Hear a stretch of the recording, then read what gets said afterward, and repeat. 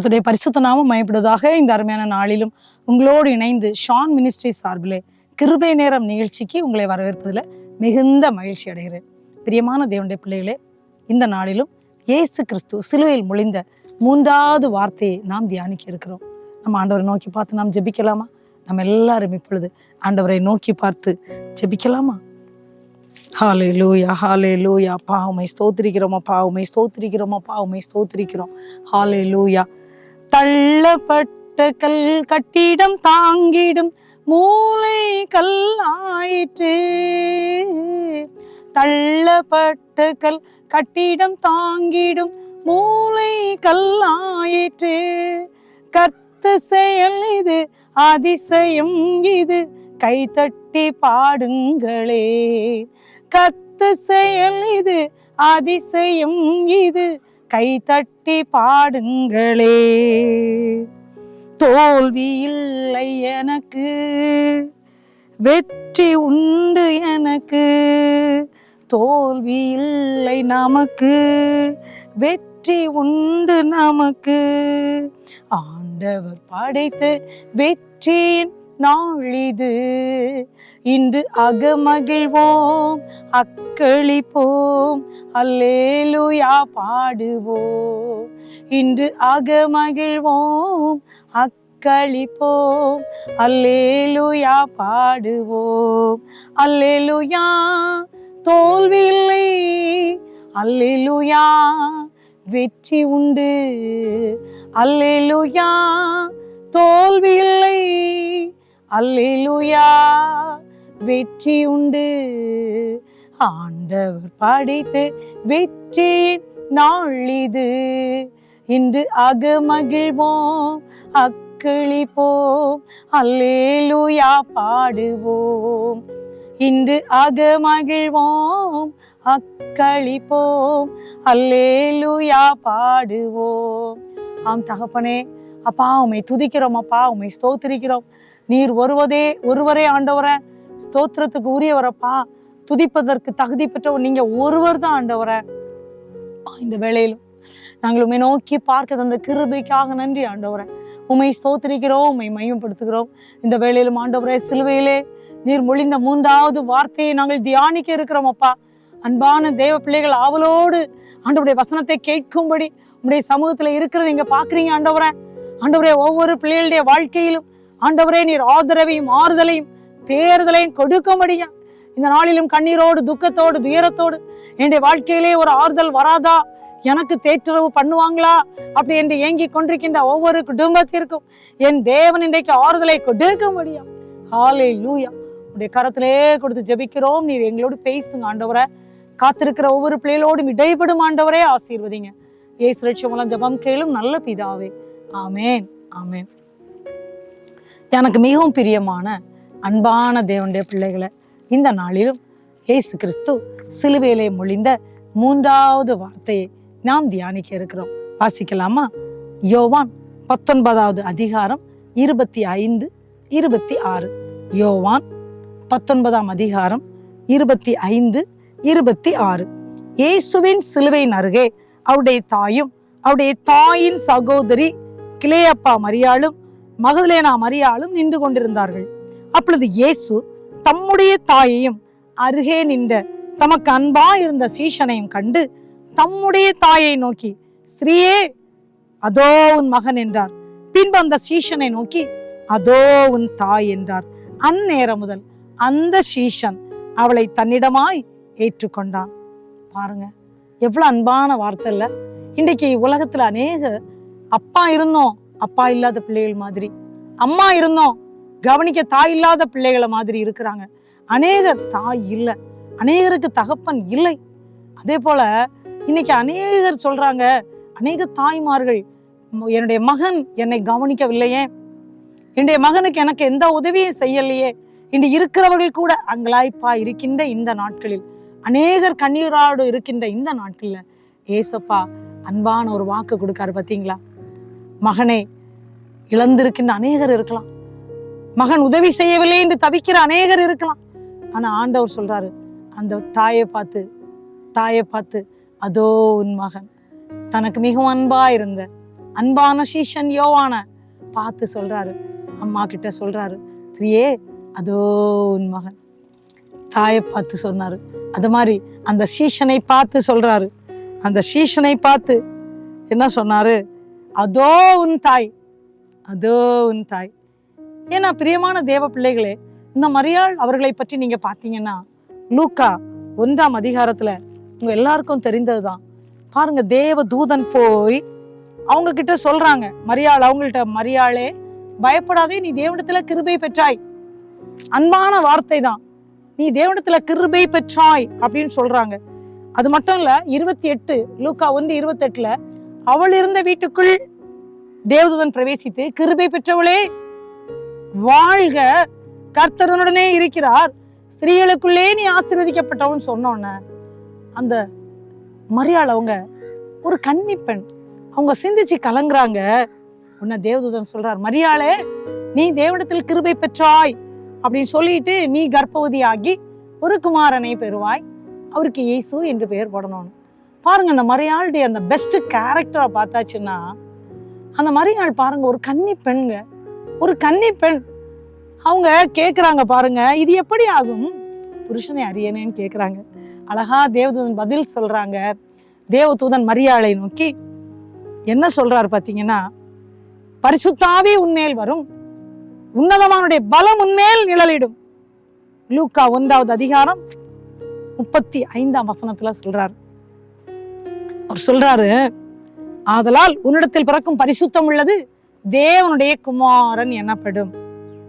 அப்ப பாருங்க, சொல்லிட்டு சொல்றாரு, தன்னுடைய முதிர் வயதிலே தன்னுடைய புத்திரனை கர்ப்பம் தரித்திருக்கிறார் எலிசபெத்னு சொல்லிட்டு, தேவனாலே கூடாத காரியம் ஒன்றும் இல்லைன்னு சொல்றாரு. லூக்கா 1:37. இந்த வார்த்தை கேட்ட உடனே மரியாள் என்ன சொன்னாங்க தெரியுமா? இதோ நான் ஆண்டவருக்கு அடிமை, உம்முடைய வார்த்தையின்படியே ஆக கடவது. தன்னை அர்ப்பணித்தாங்க. எவ்வளவு ஒரு பாக்கியமுள்ள மரியாள் பாத்தீங்களா? தன்னை அர்ப்பணித்த ஒரு பெண்மணி. இந்த முழு மனுக்குலத்திலும் இந்த மரியாள் என்பவர்களை தேடி பாத்தீங்களா, அந்த அவர்களுடைய கர்ப்பத்துல நம்முடைய இயேசு கிறிஸ்து அவதரித்தார்ல, அதற்கு அவர்கள் தங்களை தன்னையே அர்ப்பணித்தாங்க. அது மட்டும் இல்ல, இவங்க தீவிரமா அந்த மலைநாட்டுல உள்ள எலிசபெத் வீட்டுக்குள்ள போய் அவங்கள வாழ்த்துறாங்க. ஏங்க, அவங்க அப்பதான் கன்சீவா இருக்காங்க, ஃபர்ஸ்ட் 3 months இல்லையா, முதல் மாசம். யாருமே வெளியில விட மாட்டாங்க. ஆனா மரியாள் அந்த மலைநாட்டுல ஓடி போறாங்க, எலிசபெத்தை போய் வாழ்த்துறாங்க. இப்ப எலிசபெத் வயிற்றுல உள்ள பிள்ளை களிப்பாய் துள்ளிட்டுன்னு பாக்குறோம். எலிசபெத் பரிசுத்தாவினால் நிரப்பப்பட்டு என்ன சொல்றாங்க? ஸ்திரீகளுக்குள்ளே நீ ஆசீர்வதிக்கப்பட்டவள், உன் கர்ப்பத்தின் கனியும் ஆசீர்வதிக்கப்பட்டன்னு சொல்லிட்டு, உன் ஆண்டவனுடைய தாயார் என்னிடத்தில் வந்தது எதினால் வந்தது? ஏற்கனவே தூதன் சொல்லிட்டாரு, உங்க வயிற்றுல பிறக்க போற பிள்ளைதான் முழு மனுக்குலத்துக்கும் மீட்பர், ரட்சகர், இயேசுன்னு பெயர் போடுவாங்க அப்படின்னு சொல்லியாச்சு. ஆனா பாத்தீங்கன்னா இப்போ எலிசபெத் பரிசுத்தாவினால் நிரப்பப்பட்டு என் ஆண்டவனுடைய தாயார். ஆமாங்க, அதான் ஒரு பெரிய பாக்கியம். இந்த இயேசு கிறிஸ்துடைய அம்மா எவ்வளவு பெரிய ஒரு பாக்கியம் இல்ல? அப்ப தன்னையே அவங்க அர்ப்பணித்தாங்க. ஒரு வசனத்துல இருக்கும், அடுத்த இதுல அவங்க பாடுவாங்க பாருங்க. மரியாள் ஒரு பாடலை பாடுறாங்க. அந்த பாடல் எப்படி தெரியுமா பாடுவாங்க? கர்த்தர் தம்முடைய அடிமையின் தாழ்மையை நோக்கி பார்த்தார், இதோ இது முதல் எல்லா சந்ததிகளும் என்னை பாக்கியவதி என்பார்கள் அப்படின்னு சொல்லிட்டு, வல்லமை உடையவர் மகிமையானவளை எனக்கு செய்தார் சொல்லி ஆண்டவரை குறித்து பாடுறாங்க. அப்படிப்பட்ட ஒரு பரிசுத்தம் உள்ள, தன்னை முழுவதுமாக ஆண்டவருக்கு அர்ப்பணித்த சொல்றாங்க, தம்முடைய அடிமையின் தாழ்மையை, அந்த அடிமையின் தாழ்மையை நோக்கி பார்த்தான்னு சொல்லி அவங்க ஜெபிக்கிறாங்க, அர்ப்பணித்தாங்க. அப்படிப்பட்ட தாயார் தாங்க இயேசு கிறிஸ்துக்கு அம்மா. இயேசு தன்னுடைய பிள்ளைய அடிக்கும்போது எப்படிங்க இருக்கும்? தன்னுடைய வயிற்றுல பிறந்த பிள்ளை, முழு மனுக்குலத்துக்கும் மீட்போம். அந்த மரியாளுடைய வயிற்றுல பிறந்த பிள்ளைய எல்லாரும் அடிக்கிறாங்க. சீஷெல்லாம் ஒவ்வொரு புறம் அங்கங்கேயே சிதறி போறாங்க. ஆனா இந்த ஒரு சீஷன் மட்டும் தான் அங்க நின்றுட்டு இருக்காங்க. சிலுவையின் அருகே இந்த தாய் நின்றுட்டு இருக்காங்க. கூட இன்னும் 2 சகோதரிகள் நிக்கிறாங்கன்னு வேதத்துல போட்டிருக்கு. பிரியமான தேவ பிள்ளைகளே, எல்லாரும் ஓடி போயிட்டாங்க. ஆனா பெத்த தாய், இயேசுவை பெற்றெடுத்த அந்த பூமியில பெற்றெடுத்த அந்த தாய் அப்படியே அந்த சிலுவையின் அருகே நின்று கொண்டு இருக்காங்க. இவர் எல்லாரும் ஓடிட்டாங்க. தன்னுடைய பிள்ளை தலையிலிருந்து ரத்தம் வடியுது, உடம்பெல்லாம் ரத்தம். ஆனா அவங்களுக்கு தெரியும், என்னுடைய மகன் தான் வார்த்தை.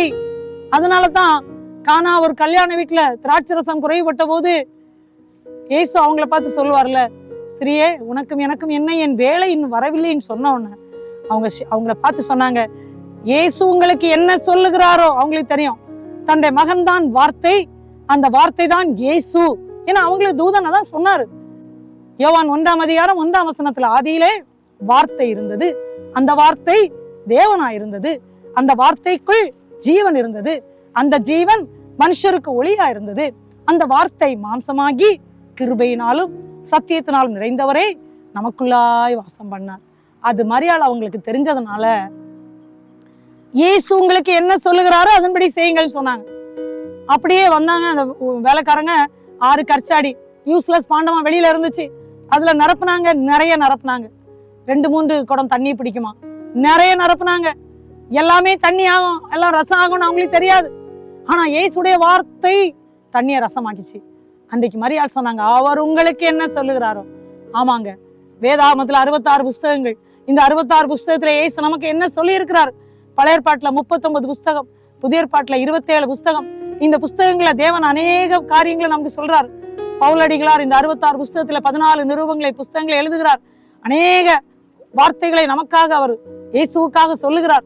இந்த வார்த்தைகள் எல்லாம் நம்ம படிக்கும்போது இன்னும் இயேசுவுக்காக நாம் செயல்படுவதற்கு அது உதவியாக இருக்கும். பிரியமானவர்களே, இந்த கண்ணீரின் பள்ளத்தாக்கிலே தன்னுடைய மகன் இருக்கிறதை பார்த்த போதும் அந்த மகள் அந்த சிலுவையை விட்டு வேற எங்கேயும் போகல, சிலுவையின் அருகே தன்னுடைய மகன் அருகே இருந்தாங்க. இதாங்க இன்றைக்கு தேவை. இன்னைக்கு அனைவருடைய வாழ்க்கையில கஷ்டம் வரும்போது, துன்பம் வரும்போது ஏசப்பாவெல்லாம் மறந்து ஓடிடுறது. அது வரைக்கும் இயேசு விட்டு அத்தனை அற்புதங்களையும் வாங்கியிருப்பாங்க, இயேசு செய்த எல்லா அதிசயங்களையும் நினைவு கூர்ந்திருப்பாங்க. ஆனா கஷ்டங்கள் வரும்போது, பாடு வரும்போது ஓடிடுறது. ஆனா இயேசுக்கு அம்மா அந்த இடத்தை விட்டு போகவே இல்லை. என் மகன் அடிக்கப்பட்டிருக்கிறான், என்னுடைய மகனுடைய நெற்றியில எல்லாம் ரத்தம் வடிந்து கொண்டு இருக்கிறது, சரீரமெல்லாம் ரத்தம் வடிகிறது. ஏன்னா இந்த ரத்தம் தான் முழு மனுக்குலத்தையும் மீட்க முடியும். இந்த முழு மனுக்குலத்துக்கும் வாழ்வு கொடுப்பதற்கு என்னுடைய மகனுடைய ரத்தம் தேவை என்பதை இந்த மகள் அறிந்திருந்தபடியினால், ஏன்னா உன் ஆத்மாவையும் ஒரு பட்டயம் உருவி போகும் என்ற வார்த்தை அன்றைக்கு ஆலயத்தில் கிடைத்த போதே அந்த மகள் எல்லாவற்றையும் மரியாள் அவர்கள் தன்னுடைய இருதயத்துல வைத்து சிந்தனை பண்ணினார்கள் என்று படிக்கிறோமே. இந்த மரியாள் அவர்கள், இந்த தாயானவர்கள் இயேசுடைய கல்வாரி சிலுவையின் அருகே இருந்தார்கள். பிரியமான தேவ பிள்ளைகளே, அதனால தான் இயேசு பார்த்தார், எல்லாரையும் பார்த்தாரு. ஒரு மகனற்ற தாய்க்கு இந்த பூமியில 33 வருஷங்கள் அந்த தாயோடு கூட இருந்த இயேசு தன்னுடைய தாய்க்கு மகன் வேண்டுமே. இன்னைக்கு ஏன்னா இயேசு அவரை உலக மனுக்குலத்துக்கு மீட்பார். இந்த பூமியில அவர் வரணும், தேவகுமாரனா வந்தாரு, தன்னுடைய பணியை செய்து முடித்தாரு. இப்ப அவர் மறுபடியும் போயிடுவாரு பிதா கிட்ட.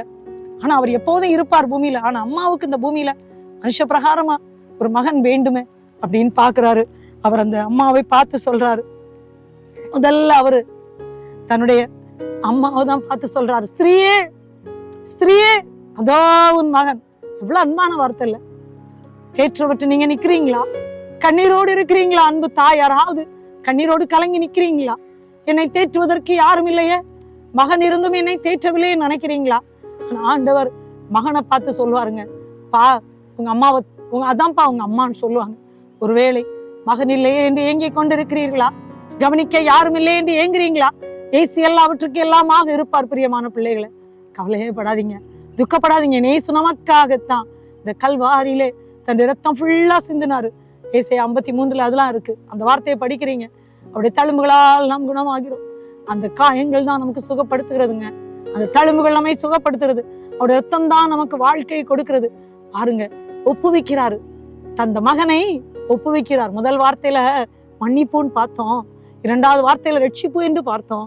இந்த 3வது வார்த்தையில ஒப்புவிப்பு, ஒப்புவிக்கிறார். தன்னுடைய தனக்கு மிகவும் அன்பான சீஷனிடம் தன்னுடைய அம்மாவை ஒப்புவிக்கிறார். அதோ ஸ்திரீயே அதோ உன் மகன் என்று தன்னுடைய அன்பான சீஷனுக்கு காண்பிச்சு கொடுக்காரு. அம்மாவை அம்மா கிட்ட மகனை அதோ உன் மகன் என்று காண்பித்து கொடுக்கிறார். எவ்வளவு பெரிய பாக்கியம் பாத்தீங்கன்னா. எல்லா சீஷர்களும் இருந்தாங்கல்ல, இயேசுக்கு அம்மா இருந்தது மாதிரி அப்பா ஏசப்பாவுடைய அன்பு சீஷர்கள் எல்லாரும் ஓடிட்டாங்கல்ல, பயந்து ஆங்காங்கே இருந்தாங்க. ஆனா சிலுவை கிட்டே இருந்தது யாரு? அன்பு சீஷன் யோவான். அந்த யோவானை பார்த்தாரு. இந்த யோவான் யாருன்னா, வேதத்துல பாத்தீங்கன்னா இந்த அன்பான சீஷன் இயேசுடைய மார்பிலே சாய்ந்து இருக்கிறவர். இந்த யோவான் ஆண்டுடைய பிள்ளை. அவர் யோவான் அந்த புஸ்தகத்தை எழுதும் போதே ஃபர்ஸ்ட்ல வார்த்தை இருந்தது. வார்த்தை வார்த்தை அது மட்டுமா? யோவான் புஸ்தகம் எல்லாம் படிச்சு பாருங்க. முழு மனுக்குலத்திற்கும் ஒளி இயேசுவே, முழு மனுக்குலத்திற்கும் இரட்சகர் இயேசுவே, முழு மனுக்குலத்திற்கும் அவர்தான் ஆண்டவர். அவரை இன்று யாரும் இல்லை என்று யோவான் புஸ்தகம் எழுதின இந்த யோவான் அழகா சொல்லியிருப்பாரு. இயேசு எங்க போனாலும் 3 பேரை கூட்டிட்டு போவார் தெரியுங்களா? பேதுரு, யாக்கோபு, யோவான். எங்க போனாலும் இந்த 3 பேரும் இருப்பாங்க. அதே போல இந்த அந்த ஜப ஆலய தலைவன் மகளுக்கு அந்த உயிருக்கு கொடுக்கும்படி அவர் செத்து போனான்னு செய்தி வந்தோடனே அந்த வீட்டுக்குள்ள இருந்து போனாரு. வீட்டுக்குள்ள வேண்டாத சத்தம், எல்லாத்தையும் வெளியே போக சொன்னாரு. இந்த 3 பேரை மட்டும் கூட்டிட்டு போனாரு. போய் ஜெபித்தாரு. அந்த பெண்ணை எழுப்பினார் உயிரோடு. எல்லாரும் சாட்சி சொன்னாங்கல்ல. மருவ மலைக்கு போகும்போதே இவங்களை தான் கூட்டிட்டு போனார்ல. இந்த யோவானை எல்லா இடத்தும் கூட்டிட்டு போனார். இந்த யோவான் 5 புஸ்தகங்களை எழுதியுள்ளார். 1 யோவான், 2 யோவான், 3 யோவான். யோவான் புஸ்தகத்தையும் எழுதினார். வெளிப்படுத்தல எழுதினார். வெளிப்படுத்தல் 1ஆம் அதிகாரத்துல அவர் ஒரு தரிசனத்தை பார்க்கிறாருங்க. அந்த தரிசனத்துல பார்க்கும்போது வல்லமையாய் பிரகாசிக்கிற சூரியனை போல சூக்கமாக இருந்துச்சான். அப்படியே பாதத்துல விழுந்தாராம். அவர் பயப்படாதே அப்படின்னு சொல்லி அந்த யோவானை பார்த்து பேசுகிறத பார்க்கிறோம். யோவான் அந்த வெளிப்படுத்தல் 22 அதிகாரம் அவர் எங்க இருந்து எழுதினார் தெரியுமா? அவரை பத்ம தீவுல நாடு கடத்திட்டாங்க.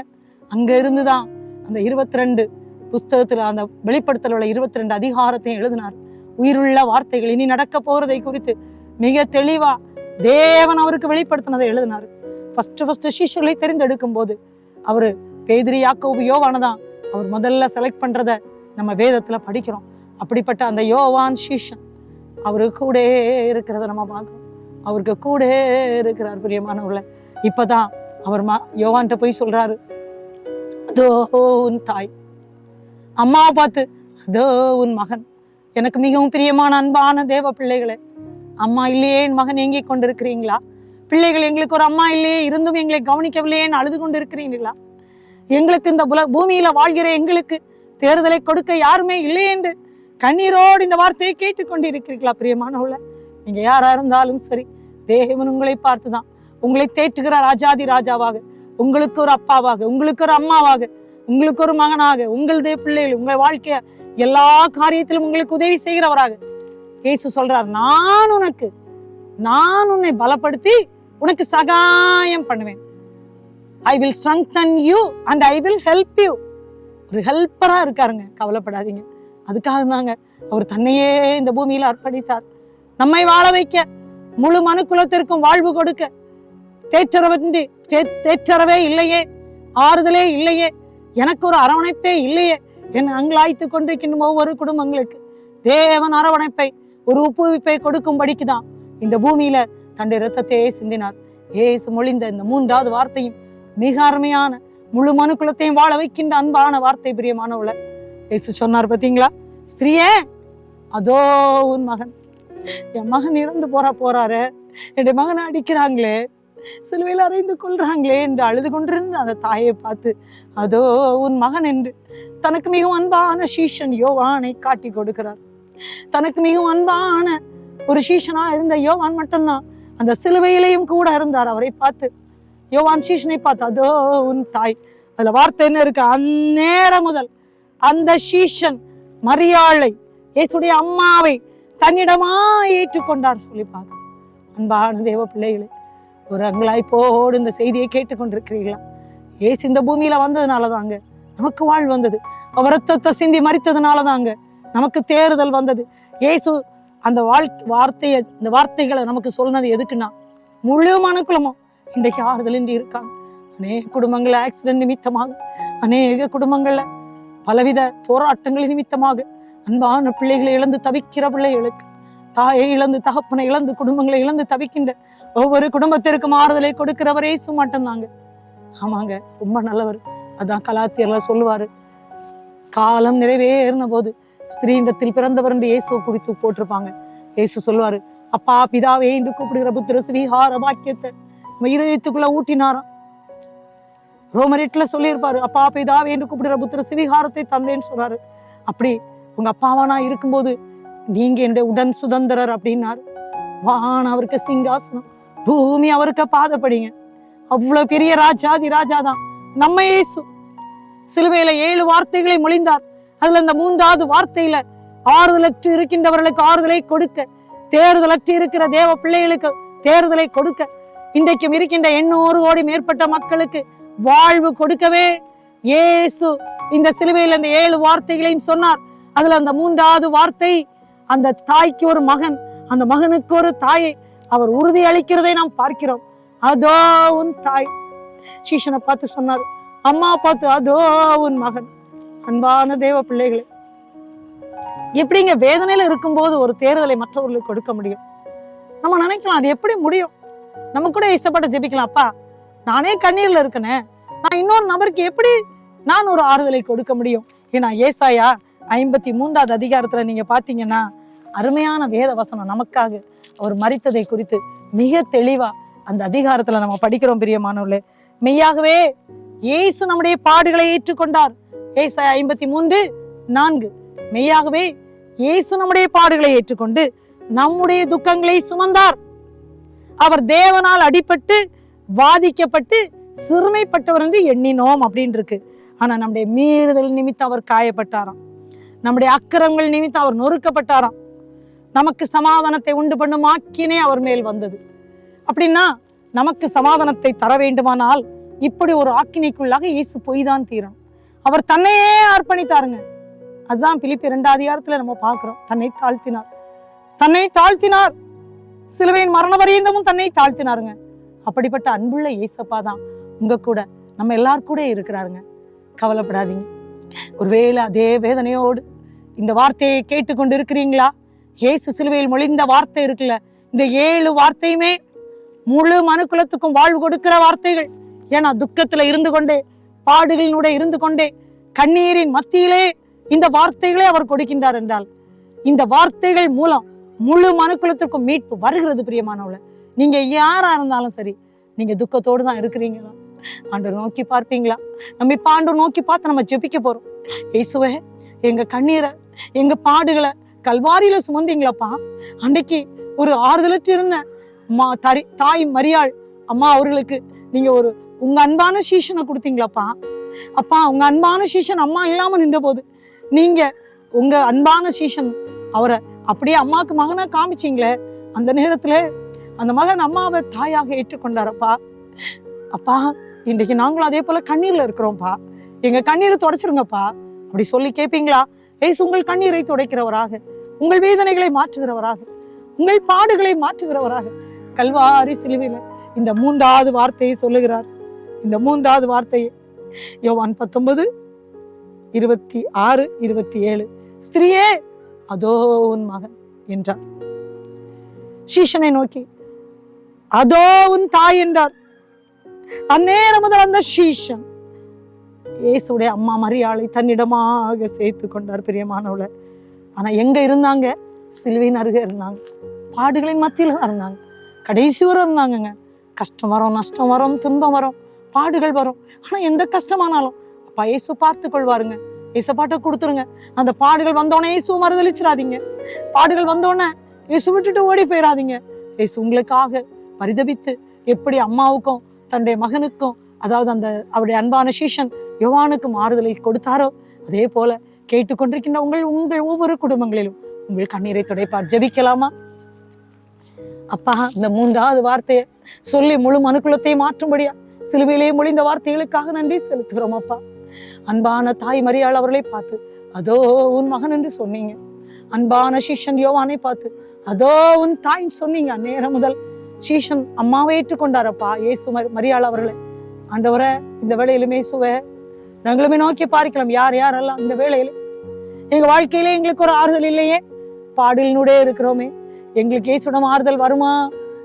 எங்க வாழ்க்கையில அம்மா இல்லையே, எங்க வாழ்க்கையில பிள்ளை இல்லையே, எங்க குடும்பம் கண்ணீர்ல இருக்கே, எங்களுக்கு ஆறுதல் வருமா என்று கேட்கிறவர்களுக்கு இந்த வார்த்தையை கேட்டுக்கொண்டிருக்கிற போதே உங்களுடைய ஆறுதல் குடும்பங்களை தேற்றும்படியா, உங்க சமாதானம் குடும்பங்களுக்கு தேர்தலை கொடுக்கும்படியா, எப்படியாக மரியாளுக்கு அந்த மகன் கிடைத்தாங்களோ, எப்படியாக அந்த மகனுக்கு தாய் கிடைத்தார்களோ, அதே போல கேட்டுக்கொண்டிருக்கின்ற ஒவ்வொரு குடும்பங்களிலும் இயேசுடைய ஆறுதல் வரும்படியா தாழ்த்தி உங்க கரத்திலே கொடுக்கிறோம். அப்பா, ஒவ்வொரு குடும்பங்களுக்கும் உடைய மெய் சமாதானம் வருவதாக என்று ஜெபிக்கிறோம். ஒவ்வொரு குடும்பங்களுக்கும் தேர்தல் வருவதாக என்று ஜெபிக்கிறோம். கண்ணீரை துடைத்தருளும். Thank you daddy. இயேசு அப்படி ஒவ்வொரு குடும்பங்களிலும் தெய்வீக ஆறுதலை கொடுத்துக்கிறதற்காக நன்றி அப்பா. ஆண்டவரே, நீர் கொடுக்கிற அந்த ஆறுதலுக்காக நன்றி ஆண்டவரே. தாழ்த்தி உங்களுடைய அன்பு கரத்திலே கொடுக்கிறோம். கேட்டுக்கொண்டிருக்கின்ற ஒவ்வொரு குடும்பங்களையும் ஆசீர்வதிங்கப்பா. சமாதானத்தினால் நிரப்புவீராக. இதனால் வரும் கனமைமை துதி அப்பா இயேசு ஒருவருக்கே செலுத்துகிறோம். இயேசு ரட்சகர் ஜெபத்தை ஏற்றுக்கொள்ளும் அன்பு நிறைந்த பரமபிதாவே, ஆமென். ஆமென். என் ஆத்துமாவே கர்த்தரை ஸ்தோத்திரி, என் முழுலமே அவருடைய பரிசுத்த நாமத்தை ஸ்தோத்திரி. என் ஆத்துமாவே கர்த்தரை ஸ்தோத்திரி, கர்த்தர் செய்த சகல உபகாரங்களை மறவாதே. ஆமேன், ஆமேன். தேவன் தாமே உங்கள் ஒவ்வொருவரையும் அளவில்லாமல் ஆசீர்வதிப்பாராக. ஆமேன், ஆமேன். God bless you.